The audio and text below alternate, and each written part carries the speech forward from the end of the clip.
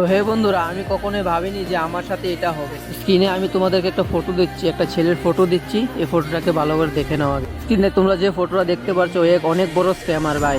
ঘটনাটা আমি তোমাদের সামনে খুলে বলছি, তো তোমরা মন দিয়ে শুনো। ওর সাথে পরিচয় হয় আমার ফার্স্ট গেমের ভিতর, ঠিক আছে। তারপর সে আমার একটা ভালো বন্ধু হয়ে গেছিল। তো তারপর আমার ইউটিউব চ্যানেলটা ও দেখেছে, দেখে বললো যে ভাই তোমার ইউটিউব চ্যানেলটা বিক্রি করবে। আমি বললাম যে হ্যাঁ ভাই বিক্রি করে দেবো। তো তারপর আমাকে বলে যে ভাই প্রথমে লগইন দাও। তো আমি বললাম যে ভাই প্রথমে তুমি হাফ পেমেন্ট করো, তারপর আমি লগইন দিয়ে দিচ্ছি। তার কথা আমি মেনে তাকে প্রথমে কোনো টাকা ছাড়াই আমি তাকে লগইন দিলাম। তো লগইন দেওয়ার পর ও কি বললো জানো? ও বললো যে ভাই তুমি একটু দাঁড়াও, আমি টাকাটা দিচ্ছি।